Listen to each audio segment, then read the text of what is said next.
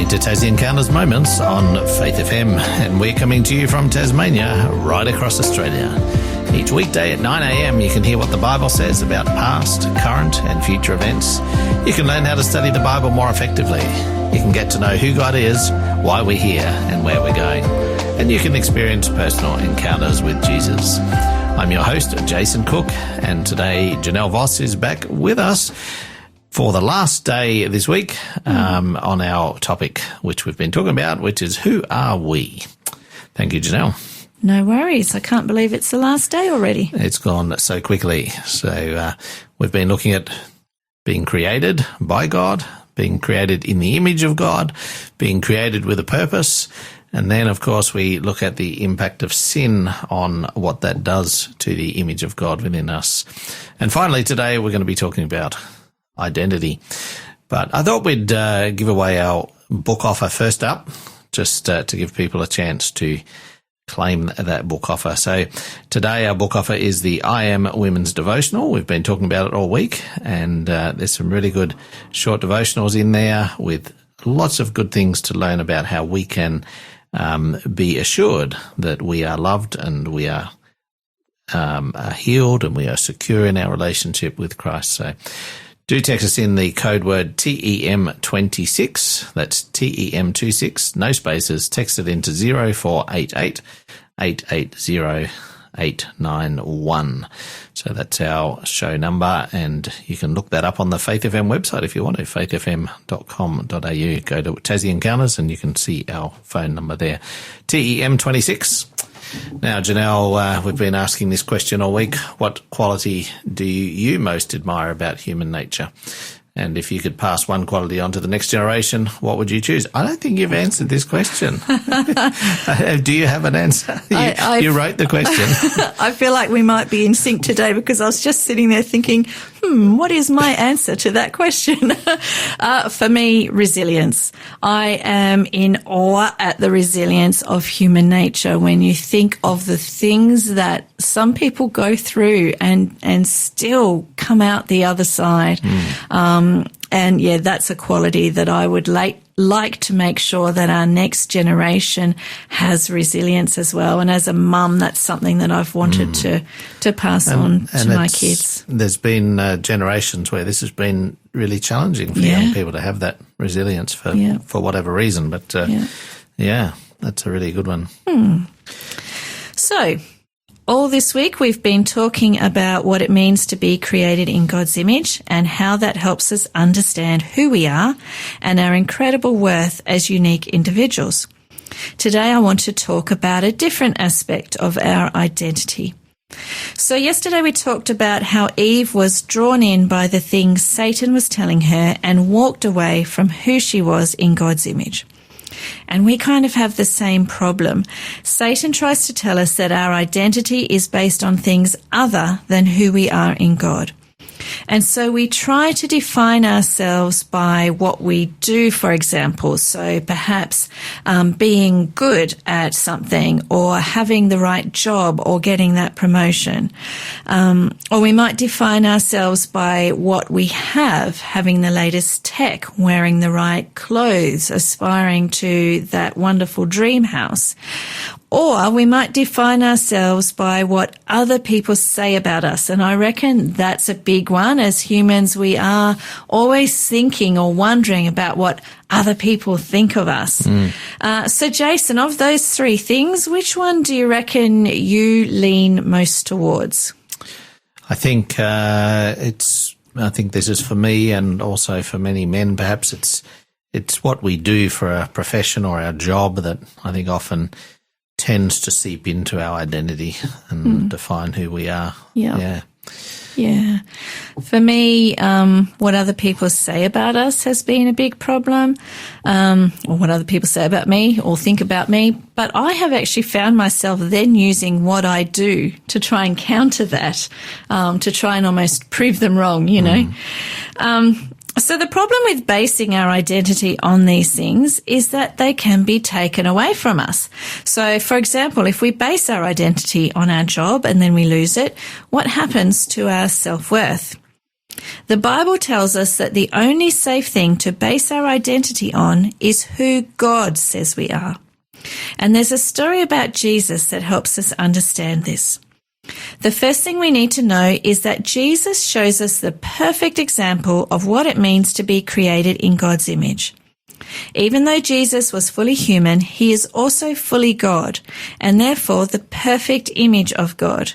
And because he hadn't sinned, the image was crystal clear in him, not distorted and blurry like it is in us.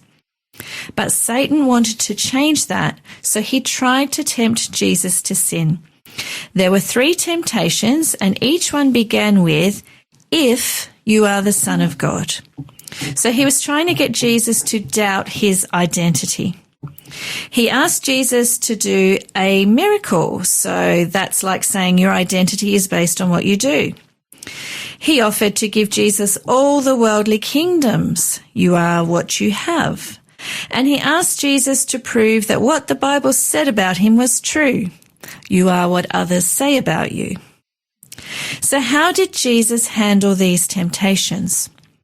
Each time he responded by using the Bible to counter what Satan was saying.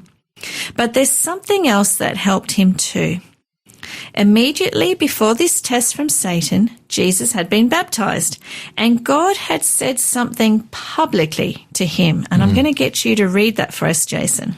It's in Matthew 3, verse 17 says, "And a voice from heaven said, 'This is my dearly beloved Son, who brings me great joy.'" So God affirmed who Jesus was, his Son, dearly loved, and bringing his Father in heaven great joy. And this is what Jesus based his identity on. And so he was able to withstand the doubts Satan tried to instill in him. When God said these things to Jesus, Jesus hadn't yet done anything to earn God's special approval. So God was making it clear that he delighted in Jesus simply because of who Jesus was, not what he had or did or what others said about him.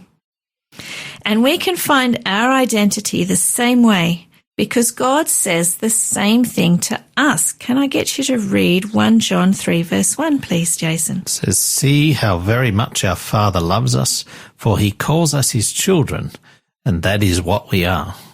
I love that. That is what we are. That's like a really strong affirmation. So God makes the same affirmation to us as he did to Jesus, which I think is just wonderful. So we're his children, his sons and daughters, created in his image, and we are dearly loved by him. That is who we are. That is our identity, and nothing can take that away from us. Our inner voice might sometimes try to tell us that we're not good enough, not worthy, not lovable, or not precious to anyone. If that sounds familiar, I encourage you to memorize this verse and use it to remind yourself that you are enough just as you are. You are dearly loved by God. Jason, could you read it again, please? Yeah, it says in 1 John 3, verse 1, "See how very much our Father loves us, for he calls us his children, and that is what we are." Okay, so 1 John 3:1. If you like the sound of that verse, perhaps write that down and look it up later. 1 John 3, verse 1. Even if we want nothing to do with God, we are still created in his image and dearly loved by him. But he doesn't want us to miss out on all the benefits of having a relationship with him, especially because knowing him well helps us to know ourselves and our purpose better. Our relationship with God can give us more confidence to live out our identity. Jason, what do you like best about being a child of God? I think from one of the verses we read earlier in the week, it's Ephesians chapter 2 and verse 10, I think it is. And it says that we are his masterpiece and we're created to do the good things that he planned for us long ago. And so for me, I think knowing that we are here, we have meaning, we know where we came from, we know that we've got a purpose right here, right now, and he gives us a hope for a future as well. And when you read the entire Bible and you look at the picture of heaven and the new earth. It gives us an amazing, beautiful picture of what God has planned for us. So to me, it's where we came from. It's what we do right now, our purpose and meaning that we find in life. And it's even more than that. It's the hope for an even better future. Yeah, what a wonderful explanation. So it's a really great idea for us to ask God to show us the way Satan tries to get us to doubt our identity, to doubt all of that you were just sharing with us, Jason. Do we base our worth on what we do, what we have, or what others say about us? If so, then we need to remind ourselves that our worth is based on two things: on being created as a unique and wonderful individual in God's image, and on being his dearly loved child who brings him great joy. One of the best things we can do to understand our identity and worth is to look at what the Bible shows us about Jesus. Jesus is the perfect example of what it means to be created in God's image. So as we get to know him, we will also know the Father and know ourselves better. Which leads us actually to our topic for the next time I come in. I'm not sure when that will be, but next time I come, I'd really love to have a look at who is Jesus. Absolutely. That sounds great. There's a thought that's just come to me since since I answered your question, and that is that as a child of God, we get like a new passport. It says that we become citizens of another kingdom. Isn't that amazing? And, I'm an Australian citizen, but as a child of God, I'm a citizen of heaven, of God's kingdom. Yeah. And that to me is a huge change in identity, because we don't have to now identify with this broken place that we live called Earth. Yeah. We can actually identify with a new kingdom, a new place that is going to be amazing. Yeah. And as a citizen of that kingdom, there are certain rights and privileges that God has given us, which is incredible. Have I got time to just leave you with a quick challenge, Jason, to finish the week? Which of these ideas have you based your identity on? What you have, what you do, or what others say about you? What does it mean to you to know that your worth is actually based on being uniquely created in God's image and a dearly loved child of his? How might that change the way you see yourself or others? Final chance to claim our book offer is coming up. This program is made possible by the support of Adventist World Radio. This week we've been giving away the I Am Women's Devotional Volume 2 by Sylvia Mendez. Do you find it easy to make affirmative statements about yourself, or others for that matter? Does it come easy to say, I am wanted, I am healed, I am wonderful, I am fearless, I am secure? We might find it easy to encourage and affirm others. Maybe we don't. I find that difficult sometimes. But the truth is, many of us struggle to speak words of life over ourselves, and yet all of those statements are true when we put them in the context of our relationship with Christ and being a child of God. It's amazing. So that's our book offer. Text in TEM26 to 0488 880 891. TEM26, that's 26, no spaces. Text it into 0488 880 891. Looking forward to you joining us again next time, Janelle, whenever that is. I'm not quite sure, but it will be not too long, hopefully. And we'll look at the topic of who is Jesus. Sounds, I'll be looking forward to it. Wonderful.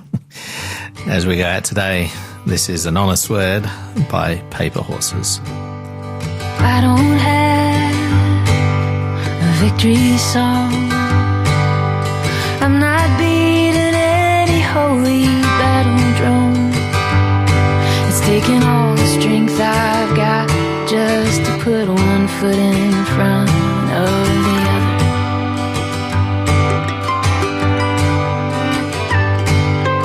I can't swing a heavy sword like David. I threw off the old king's clothes of war.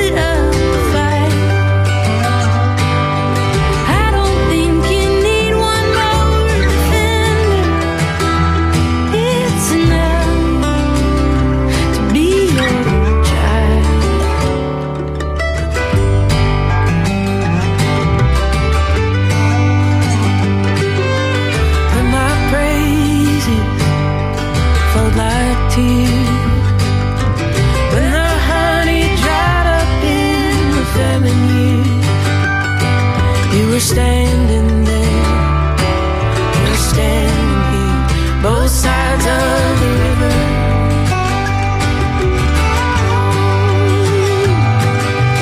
All I have to get now is surrender. 'Cause if I even could put up a fight, I don't think you need one more defender. It's enough to be your child.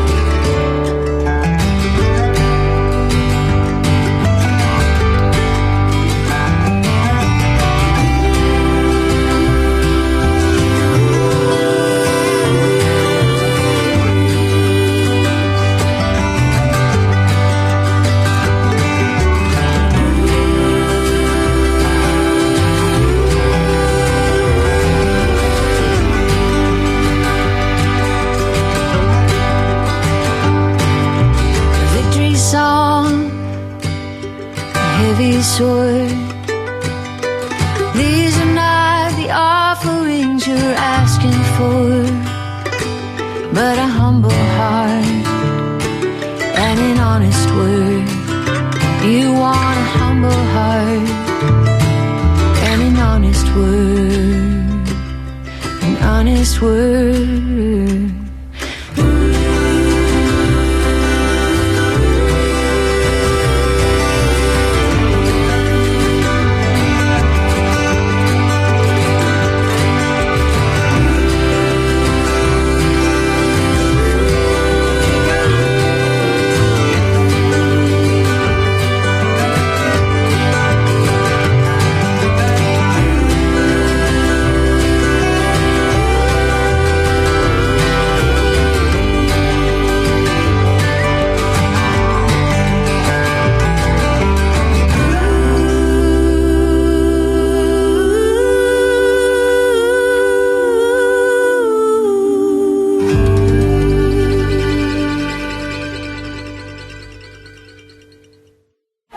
This program has been made possible by the support of Adventist World Radio.